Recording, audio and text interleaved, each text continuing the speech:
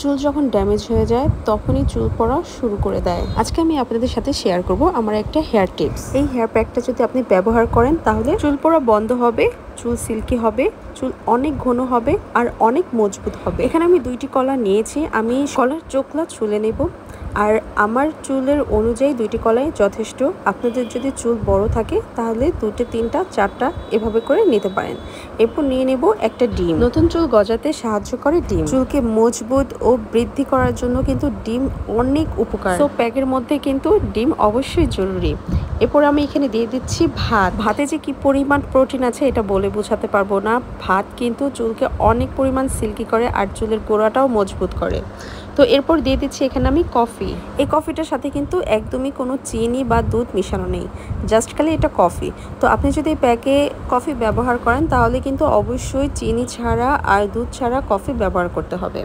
তো এরপর আমি সব কিছুই ব্লেন্ড করে নিলাম। এখানে আমি স্টিলের বাটি ব্যবহার করছি, কারণ মেলামাইন বা কাচের বাটি যদি আমি ব্যবহার করি তাহলে দেখা যায় যে অনেক সময় দাগ লেগে যেতে পারে। আমি স্টিলের বাটি ব্যবহার করি, কমফোর্টেবল ফিল করি, তাই আমি স্টিলের বাটিটাই ব্যবহার করছি। এই প্যাকটা আমি চুলে 1 ঘন্টা রেখে দেবো। 1 ঘন্টার পরে আপনি শ্যাম্পু করেও চুল ওয়াশ করে নিতে পারেন বা নর্মাল পানি দিয়েও ওয়াশ করে নিতে পারেন, কিন্তু আমি শ্যাম্পু দিয়েই হেয়ারটাকে ওয়াশ করে নিয়েছি। এই প্যাকটা সপ্তাহে 2 দিন ব্যবহার করলে আপনি আপনার চুলের রেজাল্টই দেখতে পাবেন যে আপনার চুলটা কত পরিমাণ সিল্কি হয়েছে, ঘন হয়েছে আর চুল পড়া বন্ধ হয়ে গিয়েছে। এরপর আমি এই প্যাকের সাথে আরও কিছু যোগ করব, সেটা হলো কোকোনাট অয়েল, বা আপনি রেগুলার যেই ধরনের তেল ইউজ করেন না কেন আপনি সেইটাই ব্যবহার করতে পারেন এই প্যাকের সাথে।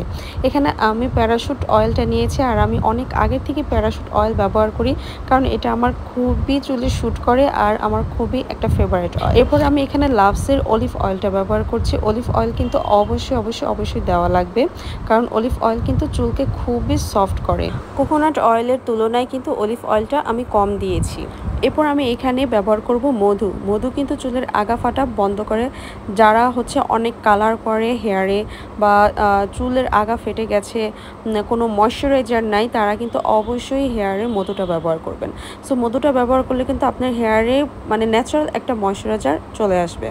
সো মধুটা কিন্তু স্কিপ করা কোনোভাবেই যাবে না। সব উপকরণ খুব ভালোভাবে মিশিয়ে এরপরে আমার হেয়ারে একদম গোড়া থেকে আগা পর্যন্ত আমি অ্যাপ্লাই করব। এই হেয়ার প্যাকটা চুলে দেওয়ার পর কিন্তু 1 ঘন্টা বা 2 ঘন্টা রেখে দিতে হবে। এরপর নর্মাল পানি দিয়ে আপনি চুলটাকে ধুয়েও ফেলতে পারেন বা শ্যাম্পু করতে পারেন। এই হেয়ার প্যাকটা যদি আপনি সপ্তাহে 2 বার ব্যবহার করেন তাহলে আপনার হেয়ারের রেজাল্ট আপনি দেখে যাবেন, আর আপনার হেয়ারটা কত পরিমাণ সিল্কি মজবুত হয় সেটা আপনি নিজেই বুঝতে পারবেন। তো এই ছিল আমি আপনাদের সাথে শেয়ার করা ছোট্ট একটা আমার টিপস।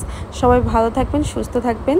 তো ভালো লাগলে অবশ্যই লাইক কমেন্টস করতে ভুলবেন না। আল্লাহ হাফিজ। নেক্সট আরও সুন্দর সুন্দর ভিডিও নিয়ে আসবো।